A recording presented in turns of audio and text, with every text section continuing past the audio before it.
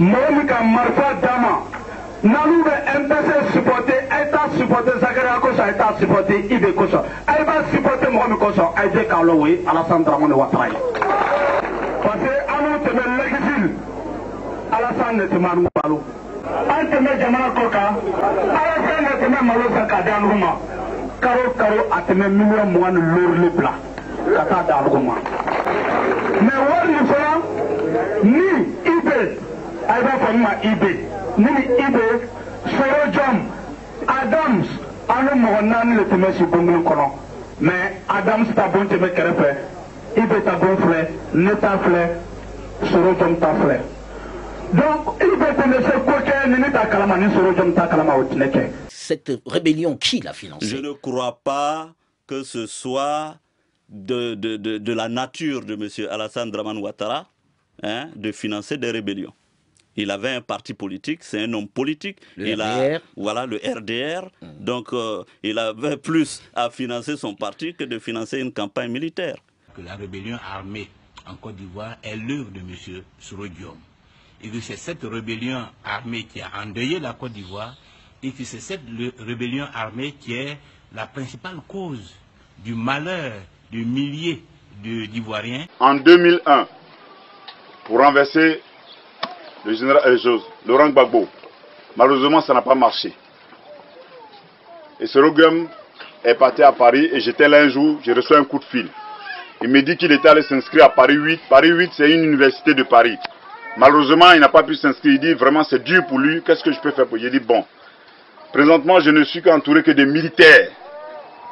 Et les journalistes ne cessent pas de m'appeler à tout instant voulant discuter avec moi. Moi je n'ai pas ce temps. Je m'organise à voir ce qu'on peut faire. Donc viens, toi tu vas t'occuper des journalistes. C'est comme ça que j'ai fait venir Sorodium à côté de moi, comme porte-parole.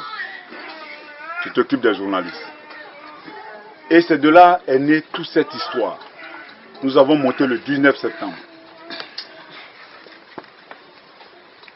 J'ai préparé mes hommes pendant près de 6 mois. Nous avons fait 2 ans et demi à Ouaga. Mais pour lancer le 19 septembre, nous sommes retirés en brousse. Préparer mes hommes pendant près de 6 mois. On a tout calé. Le jour où je faisais partie mes hommes sur le terrain, un ami m'a aidé financièrement. Je veux préciser quelque chose. Je n'ai jamais reçu 5 francs d'un homme politique. Presque pendant mes 3 ans au Burkina Faso. Je vous dis sincèrement devant Dieu. Je n'ai pas reçu 5 francs d'un homme politique de Côte d'Ivoire. Donc je ne dis pas de nom. Je dis bien de Côte d'Ivoire. Je n'ai pas reçu 5 francs. Ni d'homme d'affaires, ni d'un homme politique. Pour entretenir ces hommes. Qu'est-ce que j'ai à mentir? Si quelqu'un m'a aidé, pourquoi je vais dire qu'il ne m'a pas aidé? Qu'est-ce que je gagne là-dedans? C'est Dieu qui nous a aidés. Et l'État burkinabé qui nous a donné des villas. C'est ça la vérité. Après la formation, un ami libanais m'a envoyé 60 millions de francs CFA. J'ai fait des enveloppes. L'intendant était celui qu'on appelle Gaoussou. Il est avec la rébellion, c'est le Diagao, le com-zone de Bundiali. J'ai dit, fais des enveloppes de 300 000. J'ai fait des enveloppes de 300 000 pour tous les éléments qui devaient rentrer. Je les avais découpés en 3 groupes. Parce qu'il devait y avoir 3 attaques simultanées. Abidjan, Bouaké, Korogo. Et chaque chef de groupe, Abidjan, c'était Kobo. À Bouaké, c'était Zagazaga. Et à 2002, jusqu'en 2003, avant que je ne parte en France, pour qu'on m'arrête, tout le monde avait une bonne image de la rébellion. Nous sommes rentrés, les choses ont fonctionné dans les normes de Dieu. Nous avons coupé le pays en 2. Le candidat du RDR a amené la violence politique en Côte d'Ivoire. Il a fait la tentative du coup d'État du 19 septembre 2002 qui est devenu la rébellion. Je ne peux pas voter pour celui qui a fait la rébellion. Donc mes arguments sont simples. Je ne peux pas voter pour quelqu'un dont je pense que c'est lui, le père des coups d'État est le père de la rébellion. Voici mes raisons. J'aimerais que vous alliez partout, dans toutes les cours, pour expliquer pourquoi Gbagbo Laurent ne peut pas voter à Alassane Ouattara. En Côte d'Ivoire, beaucoup d'hommes pensent que c'est Alassane qui a créé la rébellion. Vous voyez. Mais moi, je vous dis, vous êtes devant Dieu, et voilà le paradis, voilà l'enfer. Moi, je suis un croyant. Dieu vous pose la question, qui a créé la rébellion de Côte d'Ivoire? Il dit, Alassane ira en enfer. Alassane n'a pas donné un rond, je dis bien centime, pour qu'on commence cette guerre. C'est IB qui a monté cette guerre avec l'aide de Blaise Compaoré. Et c'est Kadhafi qui nous a financé. La France n'était pas au courant, et le coup d'État de 1999, on l'a fait aussi sans la voix de la France. C'est vrai, on dira que pour faire un coup d'État, il faut que l'Allemagne soit informée, la France, les États-Unis et l'Angleterre. Ça, c'est vrai. Mais nous, le coup d'État de 1999, là, on l'a fait. Tous ces gens-là n'étaient pas informés. On en avait marre d'un système pourri. Il fallait qu'on prenne un matin nos responsabilités. C'est ce qu'on a fait avec IB, avec Zagazaga, Ouma et j'en passe. On a pris les armes et puis on a renversé cette république. Mais IB, les Français ont refusé qu'IB prenne les devants, mais parce que IB était un sergent-chef. Vous voyez, ils ont dit qu'on ne peut pas lui donner le pays, il faut un officier supérieur. Et quand on allait voir le général Koulibaly, le général Koulibaly a glissé dans son pantalon. Il dit que non, nous on veut le livrer à la mort. Et il ne sait pas qui est derrière, que ça là, il faut nous dégager dans 24 heures. Il nous a emmenés vers mes Palanfo. Les Palanfo a refusé. Il nous a envoyé vers Gueye. Gueye a refusé.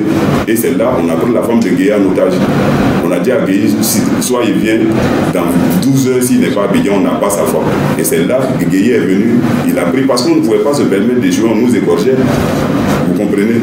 Donc aujourd'hui, beaucoup d'hommes parlent sur ce sujet-là. C'était ce que je recherche dans le roman. C'était pour dire à tous et à toutes que Ado n'a pas créé cette guerre. C'est très facile de faire de la manipulation quand on est au pouvoir. Quand on confisque les médias d'État. Quand on empêche les autres de s'exprimer. Quand on les accuse de tout et de rien sans preuve. On fait des manifestations depuis 3 ans et demi, bientôt 4 ans, jusqu'à aujourd'hui, on n'a apporté aucune preuve d'aucune sorte. Et on continue de mettre cela dans la tête des gens. Alors moi, je vous dirais, j'en ai marre d'être accusé gratuitement. La Côte d'Ivoire mérite mieux que cela. Ce pays a une justice, ce pays, mais à ce moment-là, mais c'est trop facile. On prend la télé et puis on accuse qui on veut, sans preuve, sans aucune. Et ma carrière l'a démontré, je ne suis pas un putschiste, je ne suis pas un violent, je n'ai tué personne. Arrêtez d'accuser les gens, de faire des amalgames. Ça ne marche pas. Si vous avez des preuves, apportez-les. Toujours des manipulations. J'entends quand j'étais à Paris qu'on dit voilà, il y a une cassette qui dit qu'Alassane Ouattara a donné de l'argent à la rébellion par des gens que je ne connais même pas. Un certain Koné Zakaria, je ne l'ai jamais vu, je ne lui ai jamais parlé avant le 19 septembre. Et tout d'un coup, on dit que c'est moi qui ai donné de l'argent à la rébellion. Je crois que ça suffit.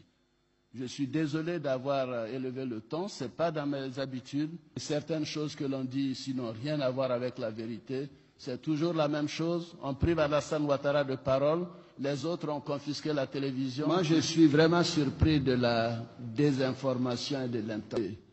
Je ne suis pas un idiot.